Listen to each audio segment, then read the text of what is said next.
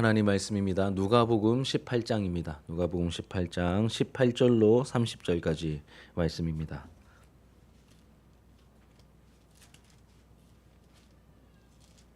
누가복음 18장 18절로 30절까지 말씀입니다. 우리 한 절씩 교독하시고 마지막 절은 함께 읽겠습니다. 어떤 관리가 물어 이르되 선한 선생님이여 내가 무엇을 하여야 영생을 얻으리까?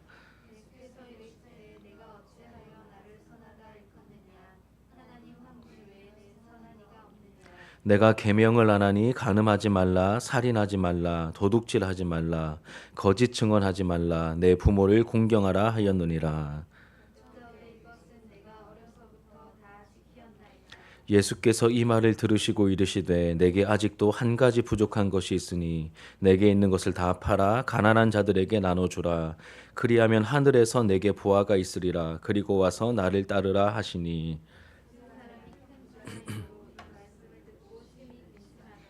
예수께서 그를 보시고 이르시되 재물이 있는 자는 하나님의 나라에 들어가기가 얼마나 어려운지.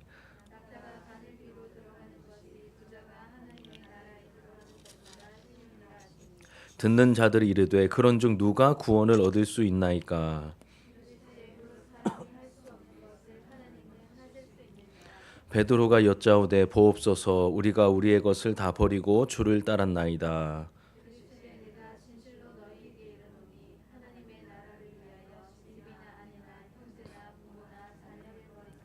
함께 읽겠습니다. 현세의 여러 배를 받고 내세의 영생을 받지 못할 자가 없느니라 하시니라. 아멘. 오늘 본문의 말씀으로 영생을 얻고 누리려면이라는 제목으로 하나님 말씀을 증거하도록 하겠습니다. 원래 제목은 하나님의 방법을 의지하는 것이 믿음입니다였는데 이제 설교를 준비하다가 제목을 좀 바꿨습니다. 영생을 얻고 누리려면입니다. 사람이라면 누구나 이 사후 세계에 대한 불안함과 두려움을 가지고 있습니다. 그래서 이제 겉으로는 아닌 척하지만 천국과 지옥 그리고 내세에 대한 언급을 할 때면 이제 긴장된 마음으로 듣게 되고 이런저런 질문을 하고픈 마음이 우리 안에 생기게 되죠. 죄로 인해 하나님과 원수된 상태에 있는 사람들은 이제 말할 것도 없고요. 그리고 예수님을 믿는 신자들도 이 죽음의 문제를 생각할 때 또 죽음 앞에 서게 되면 본능적으로 두려운 마음이 드는 것이 정상입니다. 지난주에 예수님께서 이제 하나님 나라, 천국에 대해 말씀하시길 하나님 나라는 어린 아이와 같은 자들의 것이라고 분명히 말씀하셨죠. 이 말씀의 의미를 설명하면서 이제 어린 아이는 이제 어리고 이제 약하기 때문에 겸손할 수밖에 없다. 또 연약하기 때문에 자기를 도울 누군가를 의지할 수밖에 없다. 이 두 가지 겸손함과 의지함 이것이 어린 아이들의 결정적인 특징이라고 말씀을 드렸습니다. 이렇듯 하나님 나라는 아이처럼 어린 아기처럼 하나님의 방법을 겸손하게 또 의지하는 사람에게 허락된 나라가 바로 하나님 나라입니다. 하지만 이 당시 유대인들은 우리는 하나님께서 택하신 백성이야라는 이 선민 의식이 이제 선을 넘었죠. 그래서 병적인 교만이 되어 이 하나님의 의이시며 그리고 율법의 마침이시며 죄인들을 구원하는 하나님의 능력이요 지혜인 예수님을 몰라보고 거부하죠. 그래서 이 사실을 미리 내다보셨던 예수님은 분명하게 말씀하시죠. 17절에 보면 같이 한번 읽어볼까요? 17절 시작. 하나님의 나라를 어린아이와 같이 받아들이지 않는 자는 결단코 거기 들어가지 못하리라. 아멘. 이 어린아이 같이 자신의 연약함을 인정하며 겸손하게 하나님이 베푸신 구원의 방법을 철저하게 의지하는 사람들만이 하나님 나라에 어울린다. 하나님 나라에 들어갈 수 있다라고 말씀하셨습니다. 이렇게 하나님 나라에 대한 말씀을 하셨잖아요. 그렇죠? 내세에 이 땅에서 누릴 수 있는 하나님 나라도 포함되지만 하나님 나라에 대한 말씀을 마치셨을 때 어떤 관리가 예수님께 이런 질문을 합니다. 18절입니다. 18절 같이 읽겠습니다. 시작. 어떤 관리가 물어 이르되 선한 선생님이여 내가 무엇을 하여야 영생을 얻으리까? 이제 다른 복음서에 나오는 이 병행 본문도 함께 참고해 볼 때 이 어떤 관리는 예수님을 골탕 먹이려는 악한 의도보다는 액면 그대로 이제 궁금증을 가지고 했던 질문으로 보입니다. 여기서 영생은 여러분 이제 성경에 영생이란 말이 나올 때 영원한 생명이 맞습니다. 그런데 하나님 나라 혹은 구원과 같은 뜻입니다.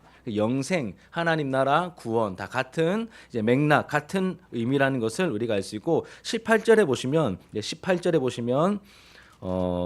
어떤 관리가 물어 이르되 선한 선생님이여 내가 무엇을 하여야 영생을 얻으리까라고 했죠. 그런데 이 뒤에 26절에 보면 듣는 자들이 이르되 그런즉 누가 뭘 얻을 수 있습니까? 구원이라고 표현하고 있죠. 영생과 구원이 이 한 문맥 속에서 이렇게 같은 의미를 가지는데 다르게 표현되어 있다. 이제 영생과 구원 그리고 하나님 나라가 같은 맥락 속에 있다는 것을 여러분 이해하시고 들으시면 되겠습니다. 이 본문에서 이 관리 어떤 관리라고 되어 있는데 뒤에 보면 큰 부자라고 했기 때문에 제가 부자 관리라고 하겠습니다. 이 부자 관리는 영생 즉 하나님 나라에 대해서 질문을 예수님께 던집니다. 어떻게 하면 구원을 얻으며 이제 영생을 얻을 수 있습니까? 다시 말하면 어떻게 해야 구원을 얻을 수 있습니까? 어떻게 해야 하나님 나라에 갈 수 있습니까? 이게 똑같은 질문입니다. 이제 아닌 척하고 문제 없는 척하고 다 해결한 척해도 이제 길이요 진리요 생명 되시는 이 예수님과 인격적인 관계를 맺지 못한 영혼들은 결국 이 문제를 안고 있는 것이죠. 마치 바리새인이며 사내들인 그러니까 우리나라로 치면 이제 국회의원 같은 겁니다. 이 사내들인 공회 의원이었던 유대인 지도자 니고데모 많이 들어보셨죠? 이 니고데모가 여러분 바리새인입니다. 그러니까 너무 똑똑한 그런 신학자이죠. 그리고 뭐 신분도 국회의원입니다. 이제 사내들인 공회원입니다. 그가 밤중에 예수님을 찾아가서 예수님과 대화하면서 했던 내용이 뭐죠? 거듭남과 영생에 대한 내용이었죠. 오늘 본문에서도 이 부자 관원도 내가 무엇을 하여야 영생을 얻으리까라고 질문을 합니다. 율법도 지키고 선행도 해보고 금식도 해보고 여러 가지를 해봤지만 궁극적으로 해결되지 않는 영적인 답답함과 깊은 두려움을 가지고 있었을 것 같습니다. 이건 제 추정입니다. 그리고 이들은 율법을 이제 이 바리새인들 종교 지도자들은 율법을 지키는 방법으로 구원을 받을 수 있다라고 생각했죠. 구원을 받을 수 있다라고 생각했습니다. 그러니까 질문이 어떻게 나옵니까? 내가 무엇을 하여야 영생을 얻겠습니까? 내가 무엇을 하여야 구원을 받고 무엇을 하여야 천국에 갈 수 있겠습니까? 이 질문을 하고 있는 것입니다. 지극히 바리새인다운, 지극히 유대인들다운 질문이죠. 은혜가 아니라 율법을 지키는 이 행위로 구원을 받는다는 전제가 깊이 깔려 있는 그러한 질문입니다. 이 무릎에 대해서 예수님께서도 의도적으로 율법적으로 답변을 먼저 하시죠. 20절을 읽어볼까요? 20절입니다. 시작. 내가 계명을 안 하니 간음하지 말라, 살인하지 말라, 도둑질하지 말라, 거짓 증언하지 말라, 내 부모를 공경하라 하였느니라.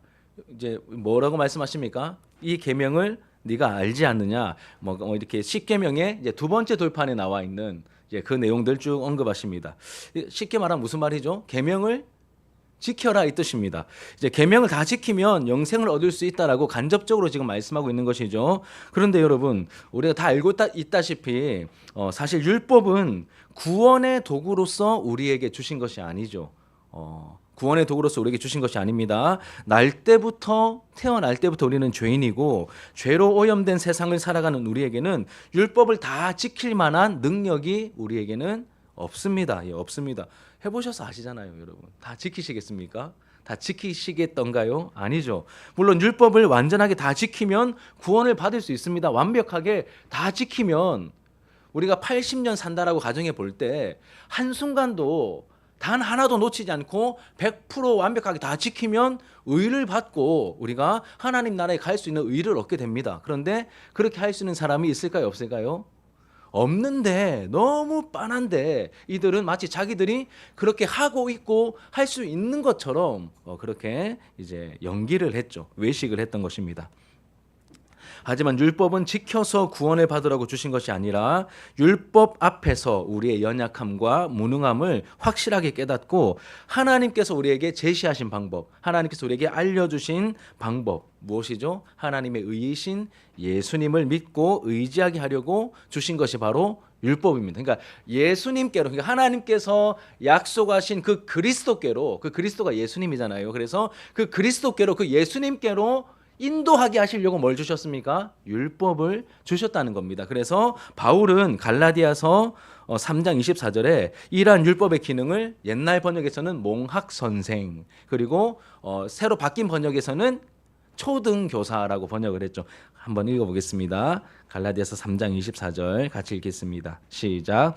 이같이 율법이 우리를 그리스도께로 인도하는 초등교사가 되어 우리로 하여금 믿음으로 말미암아 의롭다함을 얻게 하려 함이라. 그러니까 결국 여러분, 이 의는 어떻게 얻습니까? 구원을 어떻게 받죠? 예수님을 믿음으로 우리가 의를 얻고 의롭다함을 받아 우리가 영생을 얻고 구원을 받고 하나님 나라에 들어갈 수 있게 되는 것인데, 이제 이 율법의 기능이 그리스도께로 인도하는 것인데 이 종교 지도자들은 엉뚱하게도 이 율법을 그냥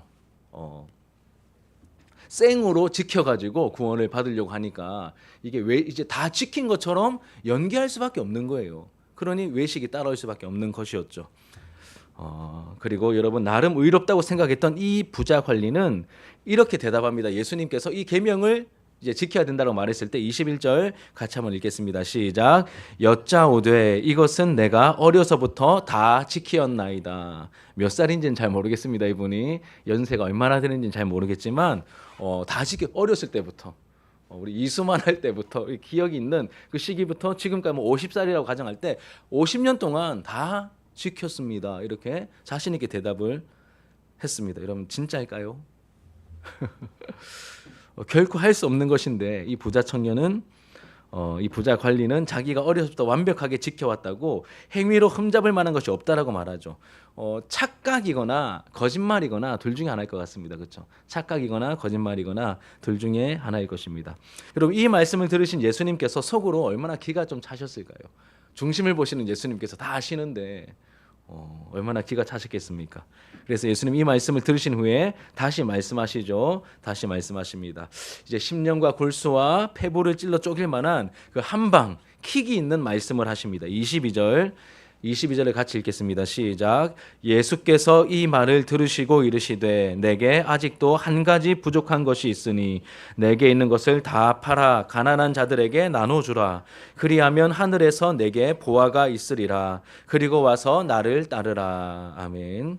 이 말을 들으시고 네가 한 가지 부족한 게 있다. 내게 있는 것을 다 팔아서 가난한 자들에게 나눠줘라. 그러면 하늘에서 보화가 있으리라. 그리고 나를 따르면 된다. 이렇게 말씀하십니다. 그럼 우리가 잘 알고 있는 것처럼 이 부자 관리는 이 말씀 앞에서 어떻게 하죠? 근심하죠. 근심하기 시작합니다. 자신 있게 당당하게 왔다가 이 말을 딱 듣고 이렇게 허를 찌르는 이 예수님의 한 방, 이 킥 있는 한 방을 딱 듣고 이제 축 처진 어깨가 되어 이제 돌아가게 됩니다. 그리고 예수님께서 이제 한 말씀 하시죠. 24절과 25절 우리 같이 한번 읽어볼게요. 24절과 25절. 시작. 예수께서 그를 보시고 이르시되 재물이 있는 자는 하나님 나라에 들어가기가 얼마나 어려운지 낙타가 바늘귀로 들어가는 것이 부자가 하나님의 나라에 들어가는 것보다 쉬우니라 하시니. 우리가 너무 잘 알고 있는 내용입니다. 부자가 하나님 나라에 들어가기가, 천국에 들어가기가, 다시 말하면 영생을 얻기가 너무너무나 어렵다. 너무너무나 힘들다. 차라리 낙타가 바늘귀로 들어가는 것이 부자가 하나님 나라에 들어가는 것보다 더 쉬울 거다라고 말씀하십니다. 그러면서 이 상황을 지켜보고 있던 제자들과 이야기를 이어가십니다. 그리고 누군지는 여기서 밝히고 있지 않지만 누군가 질문하기를 이런 완벽에 가까운 이 부자 관리도 어려서부터 다 지켰습니다라고 말할 정도면 남들 봤을 때도 완전히 뭐라고 하죠? 엄마 말 잘 듣고 엄친합니까? 맞습니까? 엄마 친구 아들, 완전히 이렇게 범생이처럼 엄친아처럼 그렇게 행동을 했겠죠, 그렇죠? 그러면서 이렇게 누가 봐도 이 사람은 거의 정답에 가까운 사람이라고 인정받을 만한 사람도 그냥 아무 말 못하고 그냥 고개 숙이고 돌아갔다면, 그럼 도대체 누가 영생을 얻는단 말인가? 누가 구원을 받고 누가 하나님 나라에 들어갈 수 있다는 말인가? 이런 궁금증이 생겼을 것입니다. 그래서 이제 예수님께 이렇게 물어보게 되고, 이때 예수님께서 하신 말씀은 사람은 할 수 없지만 하나님은 다 하실 수 있다라고 말씀하시면서 모든 것을 내려놓고 예수님을 따르는 제자들에게는 현세에서도 약속된 복이 있고 내세의 영생을 얻게 될 것이다. 이렇게 말씀을 하십니다. 자, 그렇다면 여러분 우리가 잘 알고 있는 내용입니다. 그러면 이 말씀을 통해서 우리에게 주시는 메시지 크게 두 가지로 나누어서 정리해서 함께 살펴보도록 하겠습니다. 첫 번째는 어려울 내용은 하나도 없습니다. 하나님과 재물을 동시에 섬길 수 없고, 다 아시는 내용이죠. 없고 하나님 나라를 가장 우선순위에 두어야 한다는 교훈을 우리에게 줍니다. 다시요. 하나님과 재물을 동시에 섬길 수 없고 하나님을 혹은 하나님 나라를 혹은 예수님을 가장 우선순위에 두어야 한다는 이 첫 번째 교훈을 우리가 깨닫게 됩니다. 이 부자 관원의 질문만 보면 하나님 나라와 영생에 이렇게 최우선 순위를 둔 것처럼 보입니다. 이렇게 질문을 하잖아요. 내가 무엇을 하여야 영생을 얻을 수 있으리까라고 이 영생에 대한 질문을 하는 걸 보면 저 사람 하나님 나라에 대해서 영생에 대해서 정말 깊은 어떤 고민을 가지고 있는 사람인가 보다 이렇게 여겨지지 않겠습니까? 액면상으로. 그런데 이 예수님의 촌철살인 같은 말씀 앞에서 그렇지 않음이 드러났습니다. 그에게 영생, 즉 하나님 나라에 들어가는 것의 가치는 자신이 가지고 있는 그 재물에 비해서 재물과 비교해 볼 때 작게 여겨졌던 겁니다.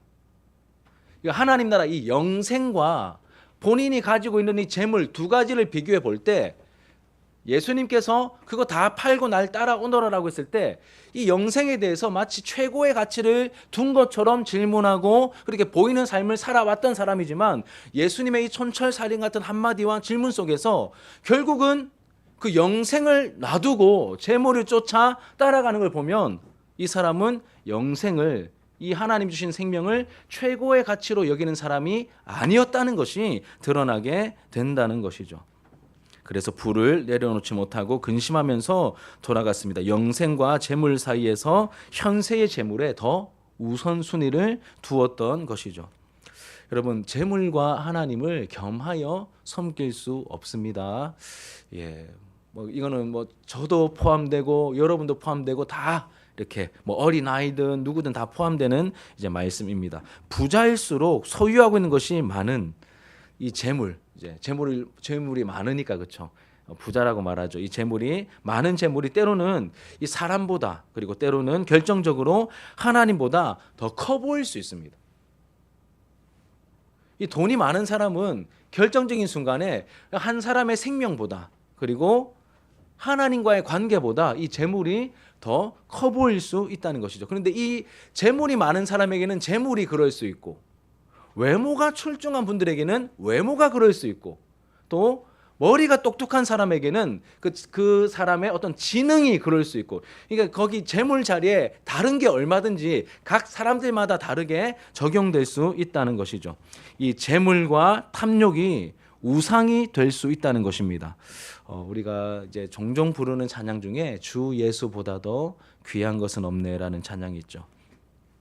이 하나님과의 관계 속에서 누리는 생명, 이 영생을 최우선 순위에 두고 살아가는 사람이 여러분 영생을 얻기에 합당한 사람일 뿐만 아니라 여러분 우리의 마음속에 정말로 다른 그 무엇보다 하나님과의 관계를 보여주는 이 영생이 최우선 순위에 있을 때 하나님과의 그 관계의 친밀함을 우리가 풍성히 맛보고 누릴 수 있는 겁니다. 근데 만약에 우선순위에서 밀릴수록 여러분 기도도 재미가 없어지고 예배도 따분해지고 자꾸 하나님과의 관계가 밀리기 시작하면 이 영생이 지금도 우리에게 시작되었고 우리가 누리고 있는 하나님과의 그 생명의 관계에 있는 영생이 점점 가치 없어 보이고 차라리 이거 할 바에는 딴 거 하지 뭐 이렇게 우리가 영생을 누릴 수 없게 된다는 것이죠. 이거 첫 번째 교훈입니다. 하나님과 재물을 동시에 섬길 수 없고 하나님 나라 혹은 예수님을 가장 우선순위에 두어야 한다는 것이죠. 그래야 영생에 어울리는 사람이 되고 이 땅에서 이미 시작된 영생을 우리가 풍성하게 맛보며 신앙생활을 할 수 있는 것입니다. 자, 두 번째로 하나님의 방법을 있는 그대로 받아들일 때 하나님의 방법을 알려주신 그 방법을 있는 그대로 받아들일 때 영생을 얻고 누릴 수 있는 것입니다. 이 예수님과 부자의 대화를, 이 부자 관리의 대화를 듣고 보고 있던 사람들이 이제 그렇다면 도대체 누가 구원을 얻을 수 있느냐라고 물어봤죠, 그렇죠? 물어봤을 때 이제 제자들이 이렇게 또 물어봤습니다. 그럼 도대체 누가 그럴 수 있느냐고 이제 물었습니다. 26절을 볼까요? 26절. 자, 26절입니다. 시작. 듣는 자들이 이르되 그런즉 누가 구원을 얻을 수 있으리까? 예, 듣는 사람들이 다 이렇게 막 띵한 거예요. 야, 그러면 누가 할 수 있는 거야? 누가 도대체 할 수 있는 거야? 이렇게 다 머리가 아파봤습니다. 이에 예수님께서 27절 말씀으로 확실하게 대답해 주시죠. 27절입니다. 같이 읽겠습니다. 시작. 이르시되 무릇 사람이 할 수 없는 것을 하나님은 하실 수 있느니라. 무릇 사람이 할 수 없는 것을 하나님은 하실 수 있느니라. 여러분, 구원은, 영생은, 하나님 나라는 사람의 힘과 노력으로는 결코 들어갈 수 없습니다. 하지만 이 하나님의 능력으로는, 하나님의 은혜로는 얼마든지 누구든지 영생을 얻을 수 있고 누구든지 구원을 받을 수 있고 누구든지 하나님 나라에 들어갈 수 있다고 말합니다. 사람의 힘으로는 안 된다는 겁니다. 그 너희들이 생각하는 이 전체의 1% 안에 들어가는 그 부자 관리가 안 된다고 말하니 그럼 다 안 되는 거 아닙니까? 이런 마음이 막 올라오는 거 내가 알고 있다. 그런데 사람으로는 할 수 없지만 하나님은 다 하실 수 있다. 그러니까 하나님의 방법을 따르고 하나님을 의지하는 사람은 영생을 능히 얻을 수 있다. 구원을 받을 수 있다. 이 말씀을 하고 있는 것이죠. 자, 여러분 이제 여기 있는 분들 아마 다 아실 것입니다. 구원은 우리의 힘과 노력이 아니라 오직 은혜로 예수 십자가의 공로를 믿음으로 받는 것이라는 것을 우리는 다 알고 있습니다. 저도 여러 번 말씀드렸고 거의 매 설교마다 제가 안 빠뜨리고 또 말씀드리는 내용이기도 합니다. 이 구원에는 내 노력과 대가가 들어갈 자리가 없습니다. 예, 은혜이죠. 만약에 내 노력과 대가가 들어가면 은혜가 아니고 복음이 아닙니다. 내 노력과 어떤 내 공로는 1도 없이 모든 것을 우리 예수님께서, 우리 삼위 하나님께서 다 우리의 구원을 위해 필요한 것들을 다 대신 행하시고 다 이루어 주셨습니다. 그래서 우리는 삼위 하나님께서 우리를 위해서 행하신 일, 하나님, 성부 하나님은 우리의 구원을 계획하셨고 성자 예수님은 순종하셔서 우리의 구원을 위한, 속죄를 위한 모든 일들을 다 성육신부터 시작하여서 낮아지심, 그 십자가 지심, 부활과 승천에 이르기까지 모든 것을 다 행하셨고 그 의를 얻으셨죠. 그리고 성령께서는 예수님이 얻으신 그 공적인 의를 믿는 우리에게 어떻게 하십니까? 적용시켜 주십니다. 그리고 우리와 함께하고 계시죠. 삼위 하나님의 그 일하심으로 말미암아 우리는 구원을 받게 됩니다. 믿음으로 이 구원을 받게 되는 것이죠. 그런데 문제는 뭐냐면 시간이 지날수록 처음 믿을 때는, 처음 복음 듣고 처음 인격적으로 예수님 만날 때는 이 복음의 말씀이 너무 생생하고 그래 맞아, 예수님 믿으면 하나님 자녀 되는 거야. 예수님의 은혜가 너무 놀랍구나. 하나님 나를 사랑해 주심이 막 절절히 다가와서 너무 감사합니다. 이런 마음을 가지고 있습니다. 그런데 시간이 지날수록 우리 안에 있는 본성, 율법주의적인 본성은 자꾸 우리에게 무언가를 해야지. 그래도 네가 뭘 해야지. 그래도 네가 뭘 좀 해야지. 이렇게 우리 안에서 속삭입니다. 그리고 마귀는 이런 우리의 본성을 너무 잘 알기 때문에 이것을 악용하고 이용하려고 하죠.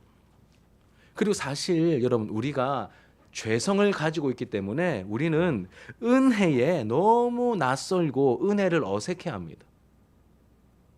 우리가 교회 안에서 누군가를 섬기고 선대하면 여러분 이 사람이 우리가 이 정도 했으면 이렇게 반응하겠지, 이런 기대가 있지 않습니까? 근데 만약에 그렇게 안 하면 그래도 은혜를 베풀어야지라고 생각하기보다 아이고 니는 좀 인간이 안 됐다 야, 이렇게 우리의 본성이 움직이잖아요. 그 은혜와 거리가 먼 모습이거든요. 그 은혜를 알고 싶다면 예수님이 나 같은 죄인을 얼마나 끝까지 참아주시고 낮아지셨는지를 보면 우리가 은혜를 알 수 있는데, 그 은혜로 구원받았는데 우리도 처음에는 이 은혜가 충만할 때는 그게 막 이해가 되고 나름 실천하려고 애를 쓰다가 시간이 지날수록 우리 안에 있는 이 본성이 우리를 점점, 은혜는 약해지고 우리의 어떤 율법주의적인 본성이 막 커져가면서 자꾸 은혜는 약해지고 율법주의적인 본성이 자꾸 커져가는 이런 현상이 제 안에도 나타나고 여러분들 안에도 나타날 수 있고 우리 공동체 안에도 나타날 수 있다는 겁니다. 이게 중요하다는 것이죠. 대표적인 경우가 갈라디아 교회입니다. 갈라디아 교회. 이 거짓 교사들이 들어와서 이 갈라디아 교회 성도, 이 이방인 공동체지 않습니까? 거의 초창기에 세워진 이방인들로 구성된 이 갈라디아 교회 성도들에게 뭐라고 가르칩니까? 거짓 교사들이 너희들 할례를 받아야 된다. 너희들 율법을 지켜야 된다. 너희들 야 진짜 뭐 나 예수님 믿어요. 이걸로 구원받는다고? 너희들 양심이 있냐? 이런 식으로 거짓 교사들이 들어와 가지고 너희들 그걸로 안 돼. 할례를 받아야지. 그 최소한의 율법을 지켜야지 구원을 받지. 무슨 100% 은혜가 어디 있어? 이렇게 가르쳤습니다. 굉장히 일리가 있어 보이거든요. 우리의 본성이 지지하니까. 그런데 누가 꾸짖습니까? 바울이 완전 뚜껑 열려가지고 다른 복음을 전하는 자는 그 누구라 할지라도 천사가 와서 다른 은혜가 아닌 다른 복음을 얘기하면 저주를 받고 떠나갈지어다 이렇게 얘기해요. 엄청나게 꾸짖고 책망하죠.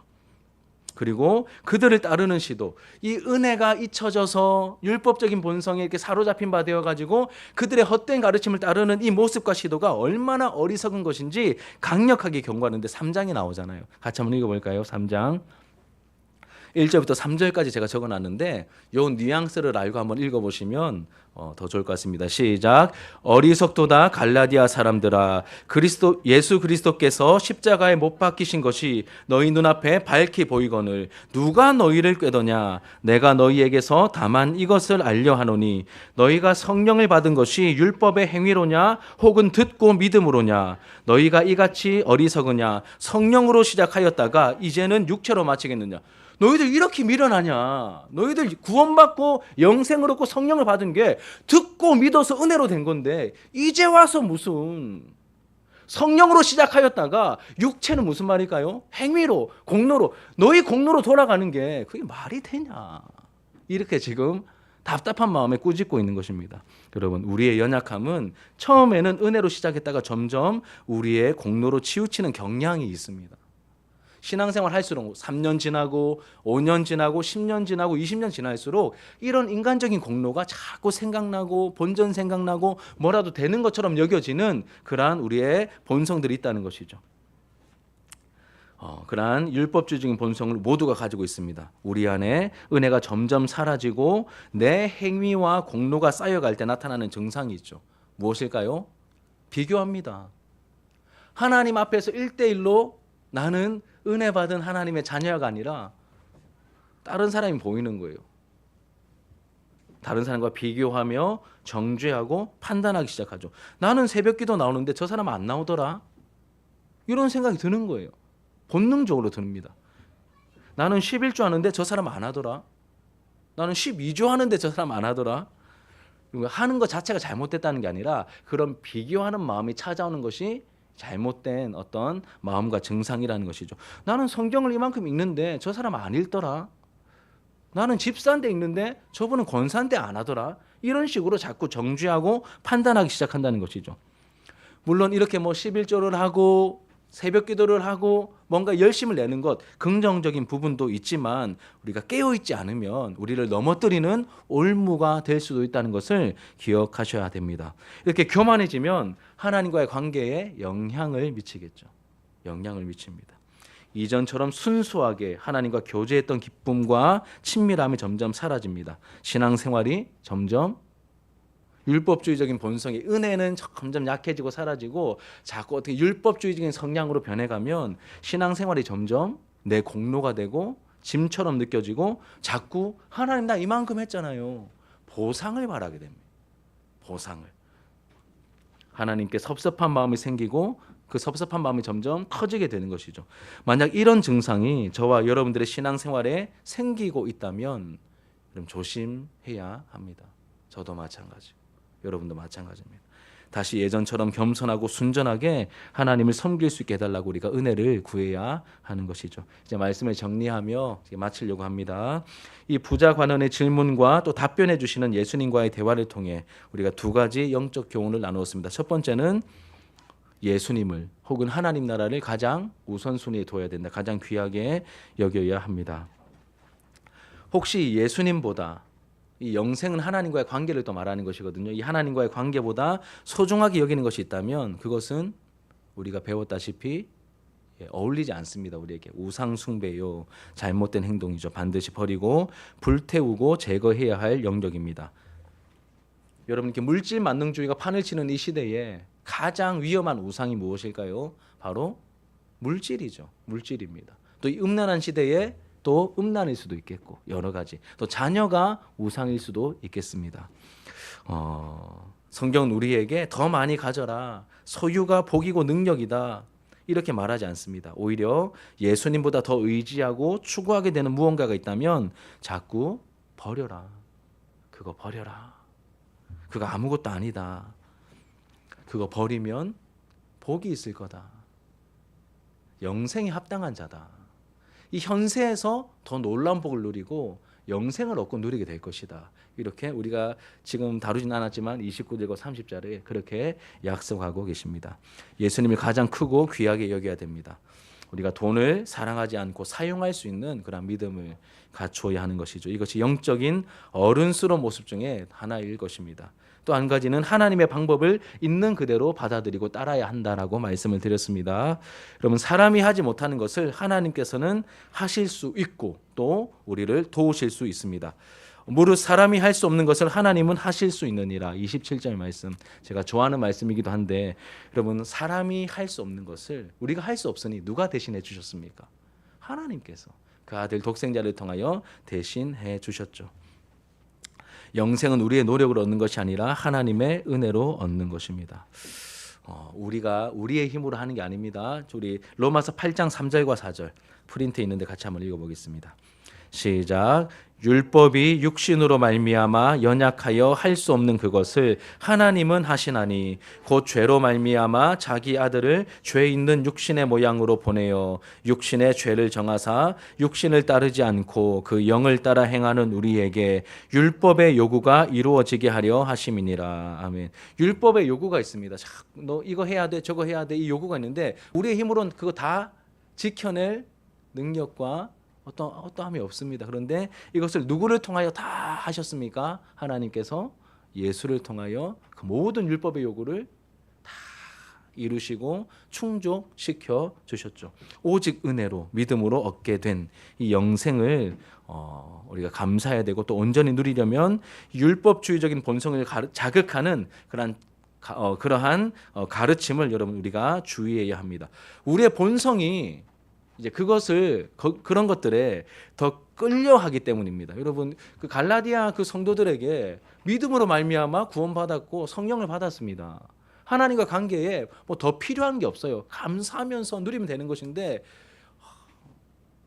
누가 옆에서 그래도 할례를 받으면 좀 더 나을 걸, 율법에 있는 이 조항들을 지키기 시작하면 좀 더 나을 걸, 이런 식으로 접근하면 본성이 얼마나 끌리겠습니까? 네, 하나님께서 우리에게 주시는 그 영생을 얻는 일에는 우리의 무언가를 더할 필요가 없다는 것이죠. 여러분, 이제 제가 이 부분을 인간의 공로를 설명할 때마다 이제 항상 가끔씩 드는 예가 있는데, 모나리자라는 그림 아시죠? 모나리자라는 그림의 특징이 뭐죠? 예쁘다? 뭐 예쁘진 않죠, 그렇죠? 눈썹이 없습니다. 눈썹이. 그래서 눈썹이 없기 때문에 어떤 각도에서 봐도 그 모나리자가 자기를 쳐다보는 것 같대요. 제가 직접 모나리자를 본 적 없지만 설명을 보니까 이제 굉장히 이렇게 그 특별하게 그렸기 때문에 어떤 각도에서 봐도 이제 모나리자가 자기를 쳐다보는 것처럼 이렇게 느껴지고 눈썹이 없다고 합니다. 그런데 이 그림에 대해서 아무것도 모르는 사람이 딱 보고 뭐가 없다고요? 눈썹이 없네. 아이고, 야, 그림을 참 볼펜 가지고 뭐가 되는 겁니까? 제가 오늘 잠깐 쉬면서 제가 종종 보는 이렇게 벌거벗긴 세계사라는 프로그램이 있는데, 모나리자에 대해서 이렇게 그 루브르 박물관에 대한 그 특별편 하는데, 모나리자 그림의 가치가 어마어마하더라고요. 뭐 8조 원 얘기하고, 그 경제적인 어떤 그 추산 가치가 8조 원, 80조 원까지 얘기를 하더라고요. 그리고 여러분 80조 원이라고 치고요. 이 눈썹이 없네. 그러면 어떻게 됩니까? 80조 날리는 거.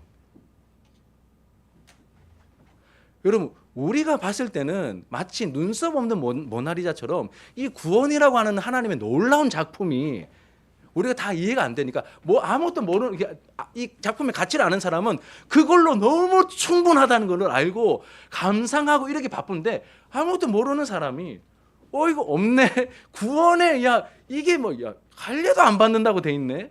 뭣도 없네 하면서 막 눈썹 끓이는 마음으로 구원에 뭘 자꾸 갖다 붙이면 다른 복음이 되는 거예요. 못 쓰는 복음이 되는 겁니다.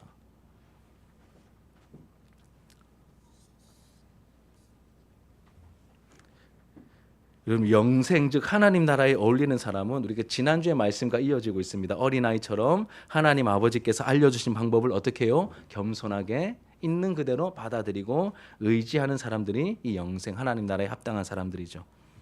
반대로 하나님 나라에 어울리지 않는 사람은 하나님의 방법을 무시하고 이 부자 관원처럼 스스로의 힘으로 영생을 얻을 수 있다고 생각하는 사람들, 자꾸 뭔가를 내 힘으로 할 수 있다, 막 눈썹 그리려고 하는 사람들처럼 뭔가를 자꾸 하려고 하는 사람들입니다. 입으로는 하나님을 말하지만 실제로는 하나님 없이도 내가 할 수 있으니, 내가 다 지킬 수 있으니 구원자가 필요 없는 거예요. 얼마나 신성모독입니까? 나는 예수님이 필요 없습니다. 나는 구원자가 필요 없습니다. 내가 율법을 다 지킬 수 있으니 나는 필요 없습니다. 통합니까 여러분? 하나님이 어떤 분인지 모르고 내가 얼마나 죄인인지 모르기 때문에 이 중보자 없이 하나님께 갈 수 있다라고 착각하고 있는 그러한 모습인 것이죠. 여러분 영생은 요한복음 17장 3절에 하나님과 그 아들 예수님을 아는 것이 영생이다라고 되어 있습니다. 그래서 성경을 쭉 읽어보시면 호세아 선지자가 하나님을 알자, 힘써 하나님을 알자라고 얘기한 거예요. 그리고 사도 바울도 에베소서 1장에 보면 바울의 기도 속에 가장 우선적으로 나오는 기도가 이 에베소 교회 성도들이 하나님을 알게 하시고 알게 달라고 기도합니다. 하나님을 아는 것이 그만큼 중요하기 때문입니다. 여러분 하나님을 알 때, 하나님 어떤 분인지 알 때 우리는 그 하나님을, 그 예수님을 가장 귀한 분으로 여기게 되고 그분의 말씀을 듣고 따르는 자리에 이르를 수 있고 영생을 온전히 소유하고 누릴 수 있게 되는 것입니다. 그래서 하나님을 아는 것이 너무나 중요한 것이죠. 그러한 은혜를, 그 영생을 여러분 우리가 은혜로 하나님의 선물로 이미 우리가 소유했는데 살아가면서 이 율법적인 본성에 눌려서 혹시 온전히 누리지 못하고 있는 모습이 있다면 하나님 앞에 회개할 부분들은 회개하시고 또 돌이켜야 될 부분들은 돌이키시고 또 우리 안에 우선순위가 바뀌어서 이 예수님보다 더 귀하게 여겨지는 영역이 있다면 성령께서 도우셔서 다 불태워 주시고 하나님과의 관계가 새로워질 수 있도록 이 영생을 풍성하게 맛보는 우리의 공동체 모습이 될 수 있도록 함께 우리가 기도하며 나갔으면 좋겠습니다. 우리 기도하는 마음으로 함께 찬양합시다. 내가 주인 삼은 모든 것 내려놓고.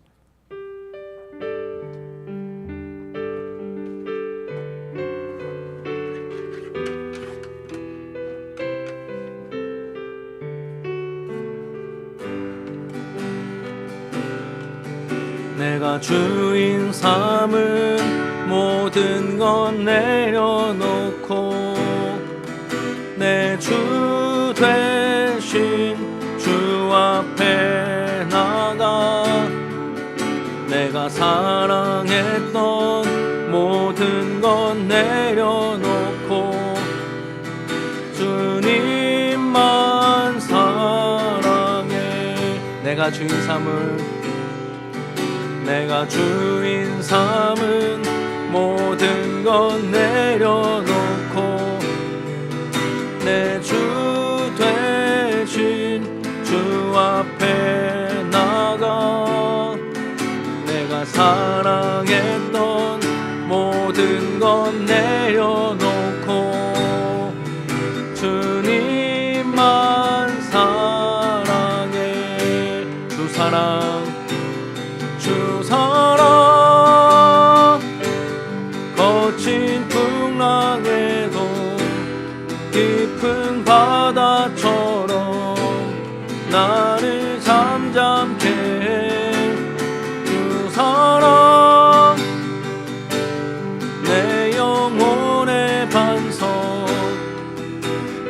사랑 위에 서리. 내가 주인 삼을 내가 주 모든 것 내려놓고 내 주 되신 주 앞에 나가 내가 사랑했던 모든 것 내려놓고 주님만 사랑해. 주 사랑 주 사랑 거친 풍랑에도 깊은 바다처럼 나를 잠잠케 해. 주 사랑 내 영혼의 반석 그 사랑 위에 서리. 영원한 사귐에 영원한 사귐에 날 초대하시네. 주님을 누리며 사는 것 날 지으신 대로 날 부르신 대로 주님과 함께 걷는 삶. 영원한 사귐에 영원한 사귐에 날 초대하시네. 주님을 누리며 사는 것 날 지으신 대로 날 부르신 대로 주님과 함께 걷는 삶. 이것이 영원한 삶 이것이 영원한 삶. 참 하나님과 그 아들 아는 삶. 이것이 영원한 삶 이것이 영원한 삶. 내가 주 안에 주는 내 안에 늘 거하는 삶. 영원한 사귐에 영원한 사귐에 날 초대하시네. 주님을 누리며 사는 것 날 지으신 대로 날 부르신 대로 주님과 함께 걷는 삶. 이것이 영원한 삶 이것이 영원한 삶 이것이 영원한 삶. 참 하나님과 그 아들 아는 삶. 이것이 영원한 삶 이것이 영원한 삶. 내가 주 안에 주는 내 안에 늘 거하는 삶. 우리 말씀은